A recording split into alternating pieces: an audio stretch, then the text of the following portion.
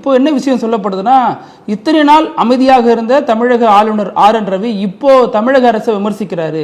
தமிழ்நாடு யாருக்கு எதிராக போராடுதுன்னு விமர்சிக்கிறாருன்னா அவரு விஜய்க்கு ஆதரவாக செயல்படுறாரா எதிராக செயல்படுறாரான்னு இதை ஒட்டியும் ஒரு வாதங்கள் போயிட்டு இருக்கு மேடம். இதை எப்படி பாக்குறீங்க? இல்ல, இப்ப என்ன பிரச்சனை அப்படின்னு பாத்தீங்கன்னா, தொடர்ந்து வீடியோ ஆதாரங்கள் வெளியில வர ஆரம்பிச்சிருச்சு. இனிஷியலா இவங்களால பின்னப்பட்ட எல்லா கான்ஸ்பிரசி தியரிஸையும் இன்னைக்கு வீடியோ ஆதாரம் மூலமா இந்த அரசாங்கம் பொய் அப்படிங்கறத ஒரு பிரஸ் மீட்ல நிரூபிச்சுட்டாங்க. செருப்பை தூக்கி அடிச்சாங்க அப்படின்னு சொல்றாங்க. செருப்பை தூக்கி வீசினவரே சொல்றாரு, அங்க வந்து ஒருத்தர் மூச்சு பேச்சு இல்லாம கிடந்தாரு, விஜயோடைய அட்டென்ஷனை எங்க பக்கம் திருப்பணும் அப்படிங்கிறதுக்காக எங்களுக்கு வேற எதுவுமே கையில இல்ல, அதனால வீசி எறிச்சோன்னு அவரே வந்து காணொலியில பதிவு பண்றாரு. அந்த மதியழகனுடைய சம்சாரம் கைது பண்ணோன்னு என்ன பேசுனாங்க? ஸ்ப்ரே அடிச்சுட்டாங்க எங்க மூஞ்சில எல்லாம், கத்திய வச்சு கிழிச்சுட்டாங்க. அப்படி உண்மையிலேயே கத்திய வச்சு கிழிச்சிருந்தா இந்நேரத்துக்கு யாராவது முன் வந்து சொல்லிருப்பாங்கல்ல, ஆமா எங்களை கத்திய வச்சு கிழிச்சுட்டாங்க. யாராவது ஒருத்தர் முன் வந்து சொன்னாங்களா? பாதிக்கப்பட்டவங்க யாராவது வந்து சொன்னாங்களா? எங்க மேல ஸ்ப்ரே அடிச்சுட்டாங்கன்னு யாராவது சொன்னாங்களா?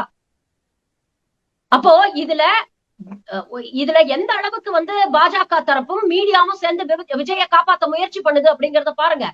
இன்னைக்கு விஜய் சொல்லக்கூடிய இந்த கான்ஸ்பிரசி தியரிஸ் எல்லாம் சமூக வலைதளங்கள்ல தான் சொல்றாங்களே தவிர, நீங்க முன்ஜாமீன் கேட்டு புஷி ஆனந்தும் சிடி நிர்மல்குமாரும் கோர்ட்டுக்கு போறீங்கல்ல, அங்க சொல்ல வேண்டியதானே இதெல்லாம் திமுகவுடைய சதி, செந்தில் பாலாஜி செஞ்ச சதி அப்படின்னு சொல்ல வேண்டியதானே? ஏன் சொல்ல மாட்டேங்கிறீங்க? ஏன்னா நீதிமன்றத்துல சொன்னீங்கன்னா அதுக்கு ஆதாரம் கேட்பாங்க. அதுக்கு ஆதாரம் இல்லைன்னா நீதிமன்றம் கண்டனம் தெரிவிக்கும். நியாயமா பார்த்தா செந்தில் பாலாஜி விஜய் மீது ஒரு டெஃபமேஷன் கேஸ் ஃபைல் பண்ணுங்க. தேவையில்லாம இந்த வம்புல என்னை இழுத்து விட்டு சோசியல் மீடியா மூலமா என்ன அசிங்கப்படுத்துறாங்க, அவமானப்படுத்துறாங்க, பொய்யான கதைகள் திரிக்கிறாங்க அப்படின்னு அவர் டெஃபமேஷன் கேஸ் போட்டானா கோர்ட்ல எவ்வளவு ஸ்ட்ராங்கா நிக்கும் தெரியுமா? அது செந்தில் பாலாஜி தான் இதை செஞ்சாரு அப்படிங்கறத ப்ரூவ் பண்றதுக்கு உங்ககிட்ட ஏதாவது ஆதாரம் இருக்கா?